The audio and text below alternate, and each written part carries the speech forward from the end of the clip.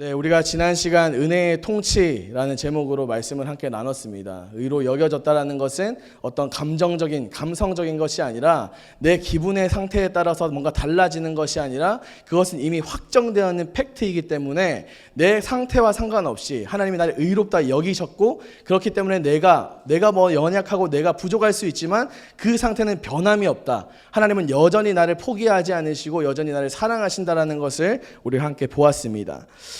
그리고 우리가 새 정체성을 가지고 새로운 통치, 새로운 주인을 가지고 우리가 살아간다는 것, 하나님께서 우리의 인생을 통치하시고 우리의 인생의 왕자에 하나님께서 앉으셨다라는 것을 우리가 함께 보았습니다. 오늘 우리는 끊을 수 없다라는 제목으로 말씀을 함께 볼 건데요.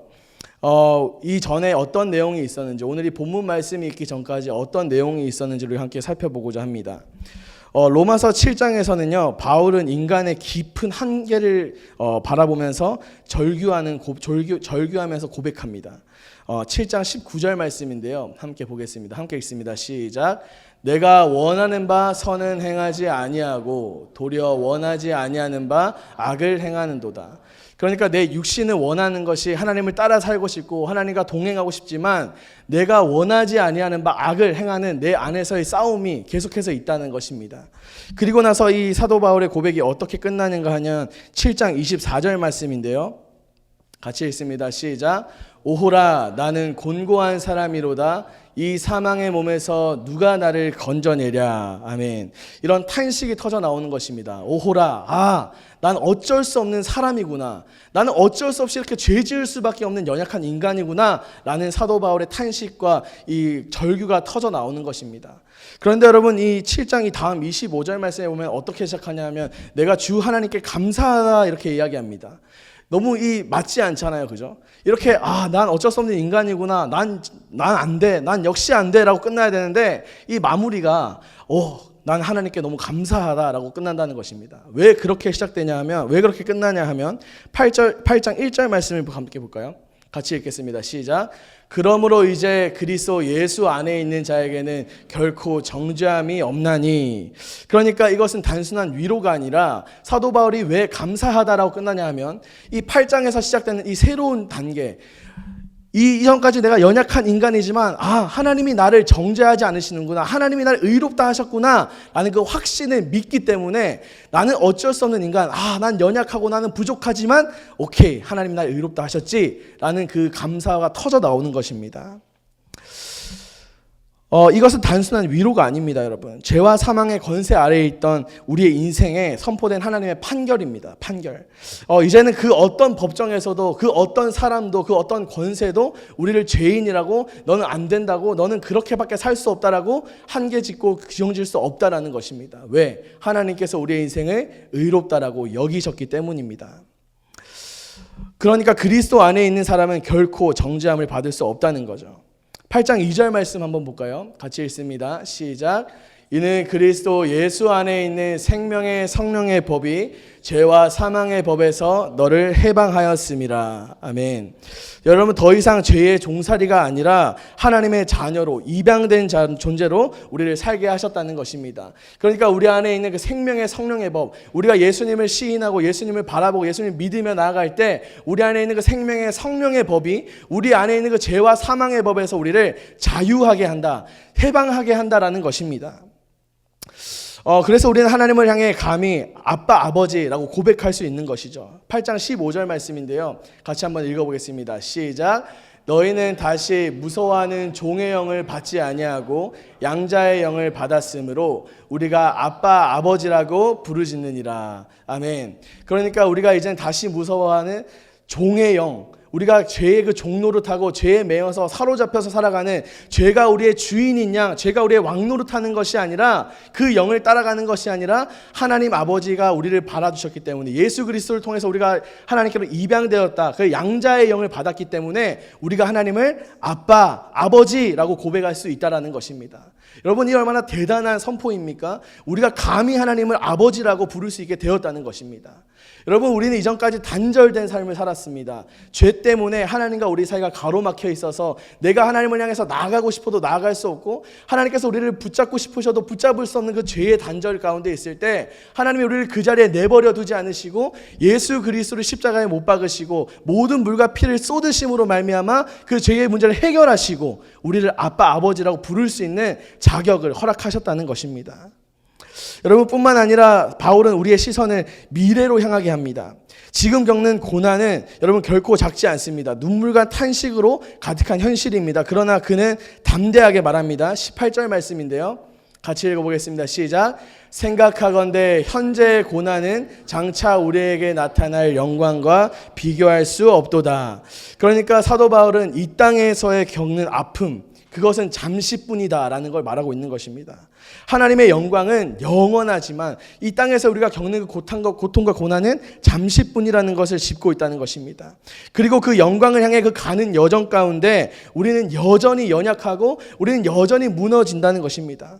그런데 여러분, 26절 말씀 보니까 이와 같이 성령도 우리의 연약함을 도우시나니 우리는 마땅히 기도할 바를 알지 못하나 오직 성령이 말할 수 없는 탄식으로 우리를 위하여 친히 간구하시느니라. 아멘.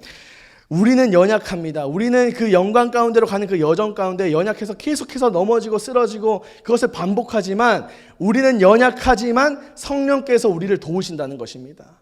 우리를 그대로 내버려 두지 않으시고 내가 쓰러진 채로 넘어진 채로 그냥 놔두지 않으시고 우리를 또 한 번 일으켜 세우시고 우리에게 다시 한번 일어날 힘을 허락하시는 분이 오늘 성령 하나님이라는 것입니다.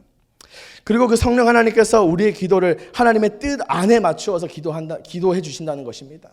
그러니까 성령님께서 이 구절을 읽으면은 탄식으로 우리를 위하여 친히 간구하신다라고 이 구절을 하나님께서 나를 위해서 그 모든 것들을 막 내가 원하는 방향으로 기도하시고 내가 원하는 것들로 채우시고 내가 기도했던 내 응답으로 응답하시는 것이 아니라 하나님의 그 뜻 안에 맞도록 나를 인도해 가신다라는 것을 오늘 말하고 있다는 것입니다.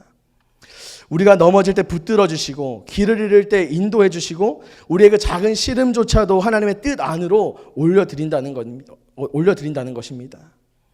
마지막으로 바울은 하나님의 구원을 끊임없는 그 연속된 상황으로 설명합니다.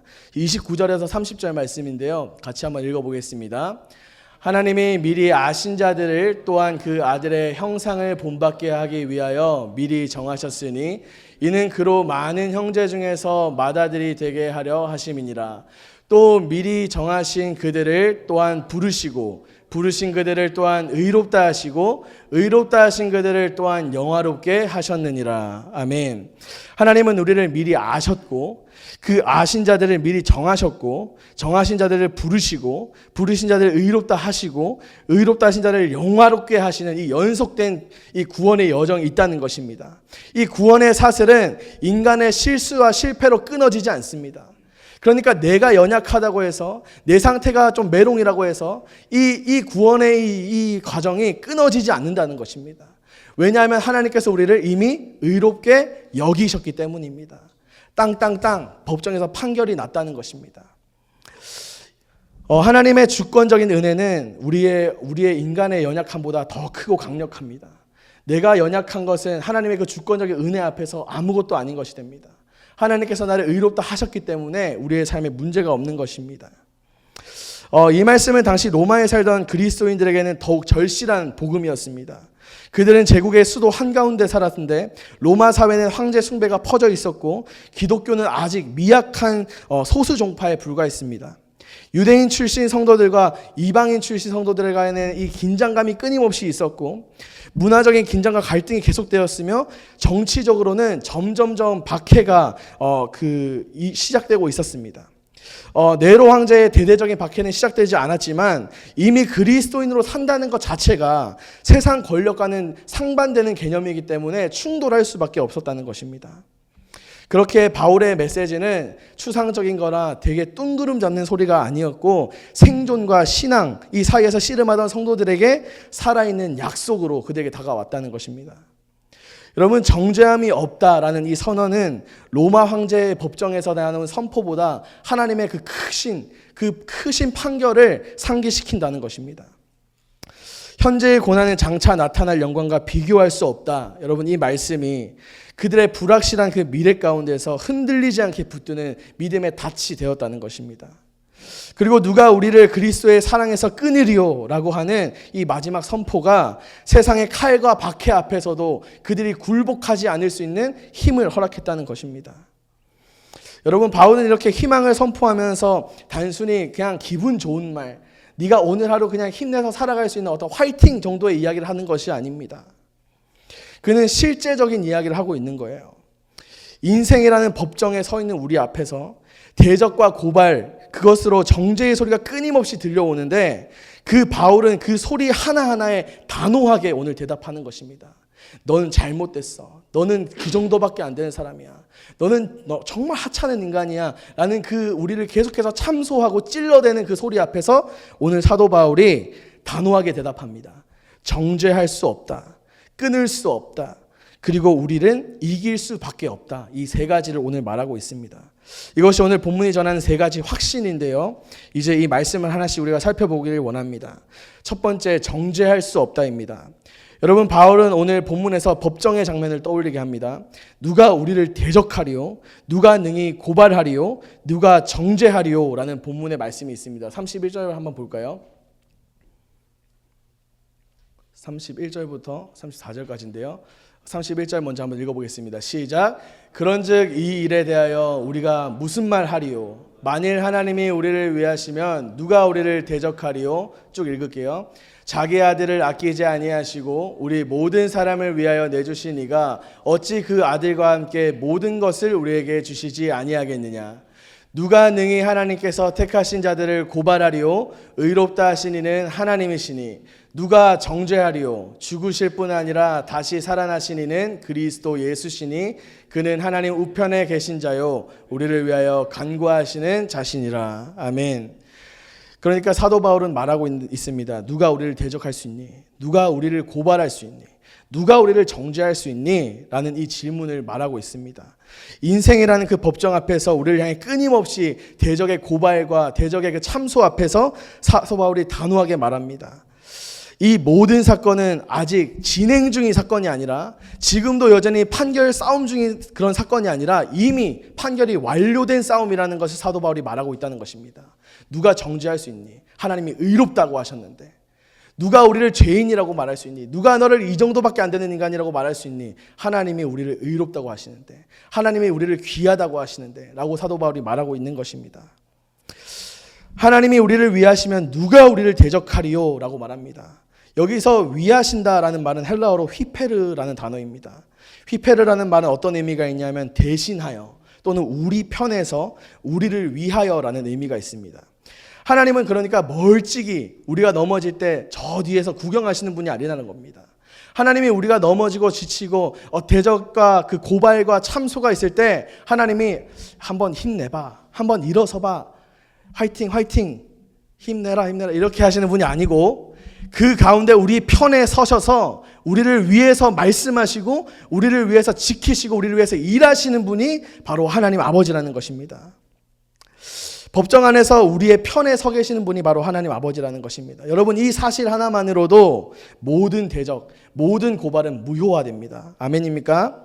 세상의 법정은 판결이 나도 여러분 항소할 수 있습니다. 내가 졌다 싶으면요 항소할 수 있어요. 그리고 1심, 2심, 3심까지 가고 대법원까지 가는 거 아니겠습니까? 그런데 여러분, 하나님의 법정은 그 위에 더 높은 법정이 없습니다. 하나님께서 땅 판결 내시면 여러분 그걸로 끝나는 것입니다. 그리고 그 하나님이 우리를 위해서 의롭다라고 이미 판결을 내리셨다는 것입니다. 대적은 여러분 여전히 시끄럽게 떠들 수 있습니다. 사탄 마귀는 여전히 우리를 참소할 수 있습니다. 너 이렇게 사는데 하나님이 너 기뻐하시겠니? 너 이렇게 사는데 네가 하나님의 자녀라고 말할 수 있니? 라고 계속해서 마음의 찔림으로 우리를 들춰낸다는 것입니다. 계속해서 그는 하나님 앞에 가서 고발한다는 것입니다. 그런데 여러분, 그들의 소리는 결코 하나님의 판결을 뒤집을 수 없다는 것을 우리가 믿어야 합니다. 여러분, 그 근거가 무엇입니까? 하나님께서 이미 자기 아들을 아끼지 아니하시고 우리를 위해서 내주셨기 때문입니다. 아멘. 여러분, 여기서 아끼지 않으셨다는 말은 헬라어로 우크 에페이사토라고 합니다. 이는 구약에서 아브라함이 이삭을 드릴 때 아낌없이 드렸다라는 부분에서 나오는 단어와 동일합니다. 그러니까 하나님은 아브라함이 이삭을 드린 그 사건보다 더 큰 사랑을 우리에게 보이셨다는 것입니다. 친히 자신의 아들을 십자가에 내어주신 사건입니다. 가장 귀한 것을 주셨는데 어떻게 우리에게 그 좋은 것들을 안 주실 수 있겠습니까? 여러분, 마태복음 7장 말씀을 한번 보도록 하겠습니다. 7장 9절부터 11절까지인데요. 우리 한 목소리로 함께 읽겠습니다. 시작. 너희 중에 누가 아들이 떡을 달라 하는데 돌을 주며 생선을 달라 하는데 뱀을 줄 사람이 있겠느냐? 너희가 악한 자라도 좋은 것으로 자식에게 줄 줄 알거든. 하물며 하늘에 계신 너희 아버지께서 구하는 자에게 좋은 것으로 주시지 않겠느냐. 아멘. 기도에 대한 말씀입니다. 하나님께서 구하라, 찾으라, 두드리라 하시고 나서 하시는 이야기인데요. 9절 말씀 한번 더 띄워주실까요? 너희 중에 누가 아들이 떡을 달라는데 돌을 줄 부모가 있냐는 것입니다. 어떤 부모가 아빠 떡 먹고 싶어요, 엄마 떡 먹고 싶어요 하는데 돌이나 먹어 가서, 이럴 부모가 없다는 것입니다.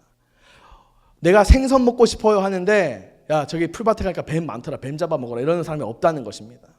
상식적으로 이해가 되지 않는다는 것입니다. 그것이 하물며 이 땅에 우리가 악한, 우리가 죄성을 가진 인간이라 할지라도 그렇게 내 자녀를 사랑하고 아끼는데 하늘에 계신 하나님 아버지께서 우리를 얼마나 사랑하시겠냐는 겁니다. 그래서 오늘 이 말씀이 이 마태복음의 말씀을 증거합니다. 하나님께서 자신의 아들을 내어주시기까지 우리를 사랑하셨다는 것입니다. 여러분, 그 부모의 마음을 상상이나 가겠습니까? 다른 누군가를 위해서 주는 것도 동일한 인물이 아닙니다, 여러분. 하나님에게는 어떤 거냐면은 개미, 우리가 볼 때 이 개미를 위해서 내 아들을 죽이는 것입니다. 이 먼지 하나 때문에 우리 아들을 죽여야 되는 이 상황을 하나님께서 지금 하셨다는 것입니다. 그 아들을 아끼지 아니하시고 주셨다는 겁니다. 하나님께서 그 아들을 내어주실 때 내가 아들 줄까 말까 고민하거나 망설이지 않으시고 아끼지 않으시고 우리를 위해서 기꺼이 내어주셨다는 것입니다. 그렇게 하나님이 우리를 사랑하셨다는 것을 우리가 기억해야 된다는 것입니다. 여러분, 십자가는요, 하나님의 마음이 우리를 향해 기울어져 있다는 결정적인 증거입니다. 하나님은 증거 불충분으로 우리를 그냥 풀어주시는 것이 아닙니다. 네가 죄가 있는데 증거가 부족한 것 같아, 그러니까 오케이, 오늘은 무죄, 이런 게 아니라는 거예요. 우리는 100% 죄가 있습니다. 이 중에 단 한 사람도 죄에서 자유할 수 없다는 것입니다. 그러나 여러분, 우리는 죄인이지만 그분이 판결을 내리셨다는 것입니다. 아들의 피라는 그 충분한 대가를 치르시고 아들을 내어주시는 그 대가를 치르시고 우리를 사셨다는 것입니다. 그렇게 우리의 무죄를 확정하셨습니다. 여러분, 또한 능히 고발하리요라고 나와 있습니다. 이 질문 앞에서 바울은 분명하게 말합니다. 하나님이 우리를 의롭다 하셨습니다. 여러분, 여기서 의롭다 하셨다라는 말은 헬라어로 호디카이온이라고 합니다. 여러분, 이 호디카이온이라는 단어에 시제가 있는데요. 뭐 과거형, 미래형 이런 시제가 있는데 호디카이온이라는 것은 현재 분사형으로 되어 있습니다. 현재 분사형. 영어 공부할 때 현재 분사형은 제가 여기서 많이 막혔던 것 같은데 현재 분사형 뭐 아주 헷갈립니다. 근데 현재 분사형은 뭐냐 하면 과거에만 일어난 일이 아니라 과거에서부터 시작해서 지금까지 쫙 오는 것이 현재 분사형입니다. 그러니까 하나님께서 우리를 의롭다 하셨다는 건 과거에 일어난 그냥 한순간의 사건이 아니라 그냥 단 한 번의 어떤 판결이 아니라 지금까지도 쭉 오는 사건이고 앞으로도 이어져 가는 사건이 바로 이 현재 분사형 의롭다 하셨다, 호디카이온이라는 단어라는 것입니다. 즉 하나님께서 과거에 한 번 의롭다 하시고 끝난 것이 아니라 지금 이 순간에도 계속해서 우리를 너는 의롭다, 너는 의롭다, 내가 너를 의롭게 여겼다라고 말씀하고 계신다는 것입니다. 그러므로 여러분, 사람들의 손가락질, 마귀의 정죄, 심지어 내 양심의 고발도 우리를 무너뜨릴 수 없습니다. 그리고 마지막으로 바울은 이렇게 묻습니다. 누가 정죄하리요? 여러분, 정죄라는 건 법정에서 판사가 죄인에게 유죄를 선고하는 것입니다. 우리 청년부 약간 정죄 잘하는 사람들 몇 명 있는 것 같던데 성경 안 읽었어? 약간 이런. 자, 앞에서 여기 많이 봤는데 우리 중고등부에도 요즘 그런 게 많이 생겼습니다. 애들이 이제 막 성경 읽기를 하기 시작하니까 너 어제 성경 읽기 들었는데 너 안 들어왔더라. 그게 더 중요했어? 막 이러면서 이제 자기들끼리 놀리는 어떤 그런 게 있는데, 여러분 어쨌든 정죄라는 건 유죄를 판결하는 것입니다. 그런데 이제 그 우리를 다시 그 자리에 세울 수 있는 권한, 그러니까 그 법정 앞에 우리를 다시 세울 수 있는 권한은 그 누구에게도 없습니다. 사람은 당연히 없고요. 이 세상에 어떤 것도 우리를 그 법정 앞에 네가 유죄다, 너는 죄인이다, 너는 지옥에 가야 된다라고 우리를 세울 수 없다는 것입니다. 왜냐하면 예수님께서 우리를 위해 모든 일을 이미 다 이루셨기 때문입니다. 예수님은 먼저 십자가에서 죽으심으로 우리의 모든 죄값을 완전히 치르셨습니다. 하나님께서 요구하시는 형벌을 남김없이 다 담당하셨습니다. 그리고 부활하심으로 하나님께서 그 희생을 받으셨고 우리가 의롭다함을 얻었다는 사실을 확실하게 보여주셨습니다. 그러니까 십자가가 죄의 대가를 치른 거라면 부활은 약간 영수증과 비슷한 것입니다. 오케이, 네가 진짜 대가를 다 치렀네. 네가 그 안에서 모든 것들을 다 이뤘네. 그것을 확증하는 거라는 것입니다. 하나님이 친히 이제 다 끝났다라고 증명해 주시는 것이죠.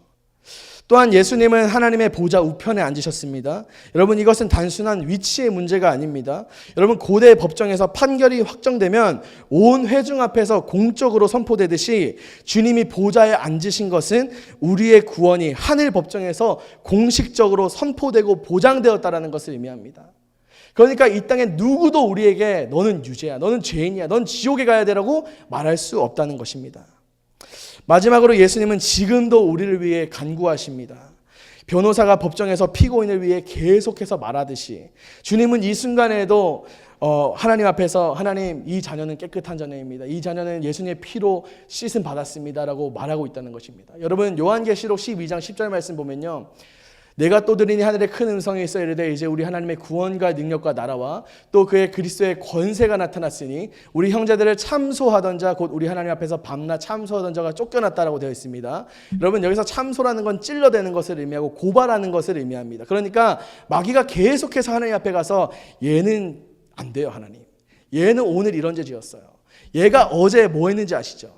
얘가 어제 이런 죄 지었다니까요. 계속해서 들춰내고 우리 안에서도 계속해서 찔러대서 내가 하나님의 자녀가 맞을까? 하나님이 이런 나도 사랑하실까? 계속해서 마음의 양심의 가책을 느끼게 하는 게 참소입니다. 그렇게 참소하던 마귀가 떠나갔다, 쫓겨났다라고 되어 있습니다. 그런데 어떻게 쫓겨났는가? 11절 말씀 보니까 또 우리 형제들이 어린 양의 피와 자기들이 증언하는 말씀으로써 그를 이겼으니 그들은 죽기까지 자기들의 생명을 아끼지 아니하였도다라고 되어 있습니다. 여러분, 무엇으로 이겼습니까? 어린 양의 피로 이겼다라고 성경은 정확하게 말하고 있습니다.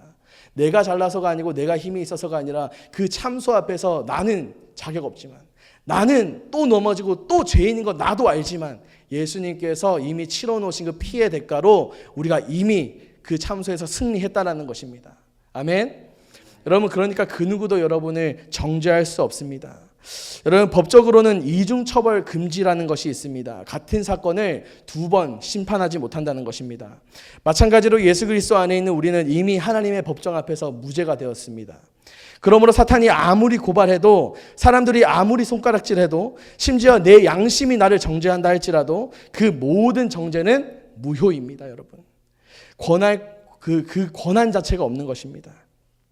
그러므로 여러분, 우리를 향한 하나님의 사랑은 이렇게 이미 끝난 판결로 우리를 붙드십니다. 우리는 더 이상 재심을 기다리는 불안한 피고가 아닙니다. 그런 불안한 죄인이 아닙니다. 하나님의 법정에서 확정 판결을 받은 자녀임을 기억하시기 바랍니다. 그러므로 우리는 여러분 담대하게 말할 수 있습니다. 하나님이 나를 위하신다. 하나님이 오늘도 나를 위해 일하신다. 하나님이 예수 그리스도께서 나를 위해 이미 대가를 치러 놓으셨다. 여러분, 우리가 이렇게 담대하게 고백할 수 있다는 것입니다. 여러분, 첫 번째 확신, 정죄할 수 없다라는 확신을 여러분 붙드시기 바랍니다. 두 번째는 끊을 수 없다는 것입니다. 여러분, 바울은 다시 한번 질문합니다. 누가 우리를 그리스도의 사랑에서 끊으리요? 라고 말입니다. 35절 말씀 한번 볼까요? 같이 읽습니다. 36절까지 한번 같이 읽어보겠습니다. 시작. 누가 우리를 그리스도의 사랑에서 끊으리요? 환난이나 공고나 박해나 기근이나 적신이나 위험이나 칼이라. 기록된 바 우리가 종일 주를 위하여 죽임을 당하게 되며 도살당할 양같이 여김을 받았나이다 함과 같으니라. 누가 우리를 그리스도의 사랑에서 끊으리요? 라고 묻습니다. 여기서 여러분, 끊는다라는 단어는 헬라어 호리세이입니다. 단순히 멀찍이 떨어지는 것을 의미하는 것이 아니라 완전한 단절을 의미합니다. 칼로 무엇을 잘라내듯이 굉장히 깔끔하게 잘라내듯이 결정적이고 영원한 단절을 의미하는 것입니다. 여러분 바울은 말합니다. 과연 그 어떤 것이, 과연 그 어떤 힘이, 과연 그 어떤 세력들이 우리를 그렇게 끊어놓을 수 있겠느냐라고 말입니다. 그리고 이어서 바울은 현실의 고난을 숨김없이 나열하기 시작합니다. 35절 한번 볼까요? 환난이나 곤고나 박해나 기근이나 적신이나 위험이나 칼이라. 여러분 이렇게 나열하는 것입니다. 여러분 이것은 단순히 어떤 문학적인 효과를 주기 위해서 바울이 나열하는 것이 아닙니다. 이것은 초대교회 성도들이 실제로 경험했던 아픔과 고통입니다. 가족에게 버림받고 직장을 잃어버리고 사회로부터 따돌림 당하고 심지어는 칼날 앞에 서야 했던 그들의 그 위기 상황, 그 고통을 오늘 말하고 있는 것입니다. 그래서 바울은 시편 44편을 인용하면서 이 다음 36절 말씀에서 우리가 종일 주를 위하여 죽임을 당하며 도살당할 양같이 여김을 받았다라고 이야기하는 것입니다. 여러분 고난은 단순히 불운한 사건이 아닙니다. 운이 없는 것이 아닙니다.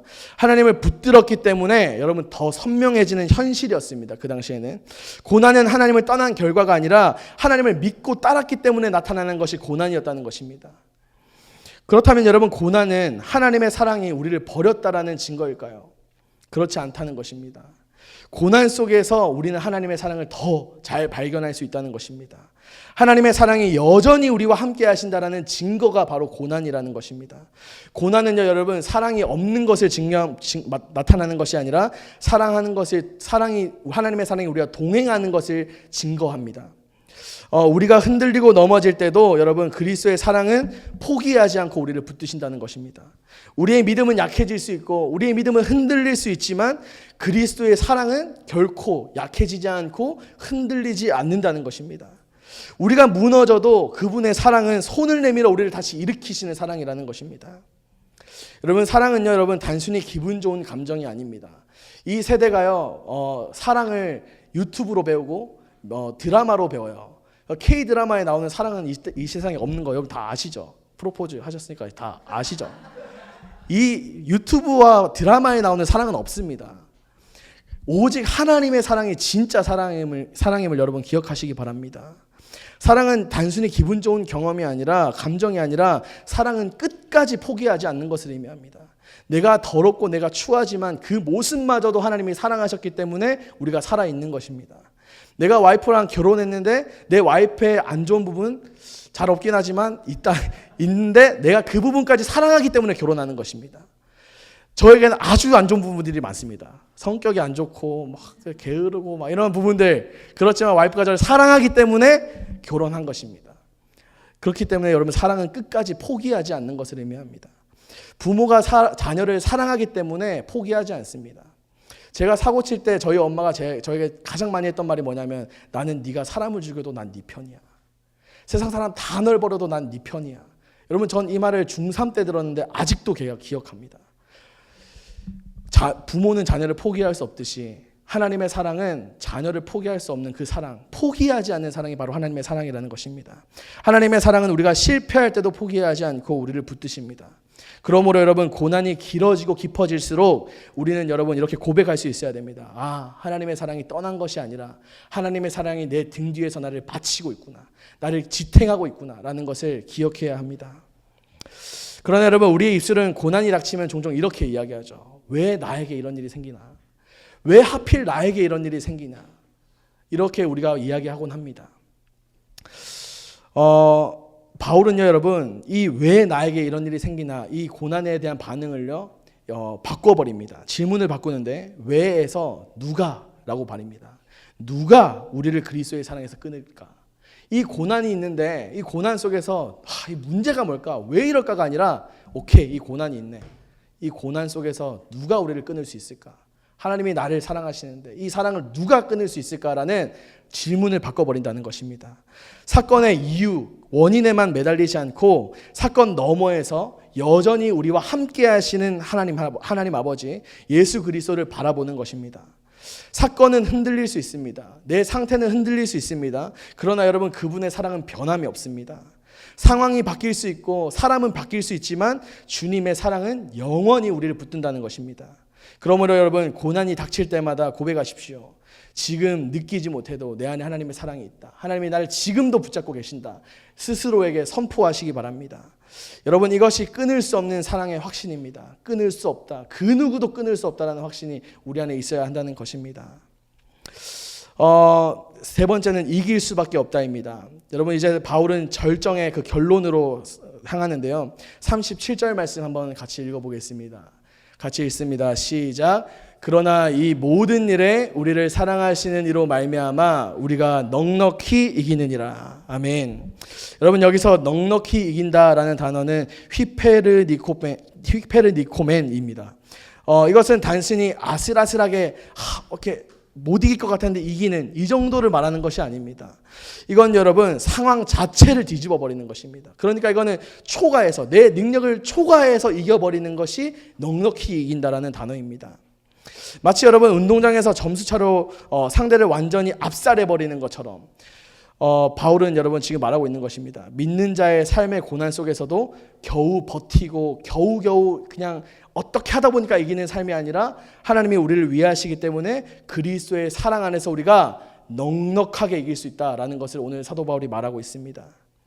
여러분, 그리고 바울은 그 확신을 증명하기 위해서 온 우주적인 차원을 언급합니다. 38절 말씀인데요. 같이 쭉 39절까지 읽어보겠습니다. 시작. 내가 확신하노니 사망이나 생명이나 천사들이나 권세자들이나 현재일이나 장래일이나 능력이나 높음이나 깊음이나 다른 어떤 피조물이라도 우리를 우리 주 그리스도 예수 안에 있는 하나님의 사랑에서 끊을 수 없으리라. 아멘.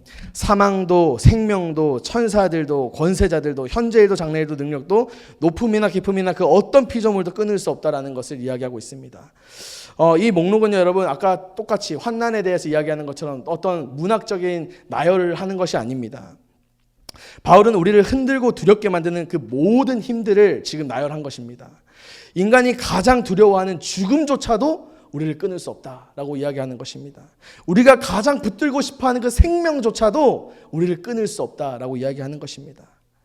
눈에 보이지 않는 그 영적인 세력, 천사나 권세나 어떠한 능력조차도 하나님의 사랑을 막아설 수 없다라는 것을 말하고 있습니다.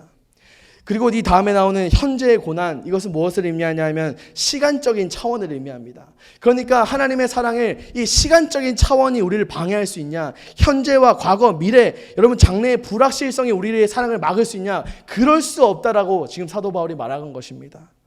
시간의 차원을 넘어서니까 공간적인 부분이 나옵니다. 우주의 끝, 높음이나 깊음, 그 어떤 공간적인 제약도 하나님의 사랑을 막을 수 없다라고 이야기하는 것입니다. 그래서 여러분 바울은 마지막으로 이렇게 못 박습니다. 그 어떤 피조물이라도 여러분 이 단어에는 이 세상 모든 것이 포함됩니다. 하나님 아버지를 제외한 그 모든 것이 포함됩니다. 그 어떤 피조물이라도 할 수 없다는 것입니다. 여러분, 이것은 단순한 어떤 교리적인 이야기를 하는 것이 아닙니다. 여러분, 이것은 사도 바울이 오늘 눈물로 꾹꾹 눌러 담은 편지입니다. 고난 속에서 울부짖는 그 로마의 성도들에게, 칼날 앞에 선 그 믿음의 사람들에게, 인생의 그 무너짐 속에서 사도 바울이 너는 끝나지 않았어. 네가 볼 때 지금 이 상황이 끝난 것처럼 보이지. 네가 볼 때는 지금 이 막막한 상황이 이게 다인 것처럼 보이지. 그런데 지금 끝나지 않았어 라고 사도 바울이 말하고 있다는 것입니다. 여러분, 그러니까 우리도 그렇게 담대하게 선포할 수 있어야 됩니다. 우리 인생이 끝나는 것처럼 보이는 그 순간에도 하나님이 우리를 붙들고 계시는구나. 내 인생이 다 모든 사람이 나에게 너는 끝났어, 네 인생은 끝이야 라고 말하는 그 순간에도 나는 끝나지 않았구나. 하나님이 나를 붙잡으시니까, 하나님이 나를 사랑하시니까 나는 끝나지 않았구나. 나는 넉넉히 이길 수 있구나라는 믿음의 고백이 우리 안에서 나와야 할 줄 믿습니다. 여러분, 이것이 로마서 8장의 절정입니다. 끊을 수 없는 사랑, 포기할 수 없는 사랑, 모든 차원을 압도하는 그 사랑, 넉넉히 이기게 하시는 그 사랑이 여러분 오늘도 저와 여러분을 붙들고 우리를 끌고 가시기를 간절히 소망합니다. 우리 다 같이 기도하겠습니다. 하나님 아버지 감사합니다.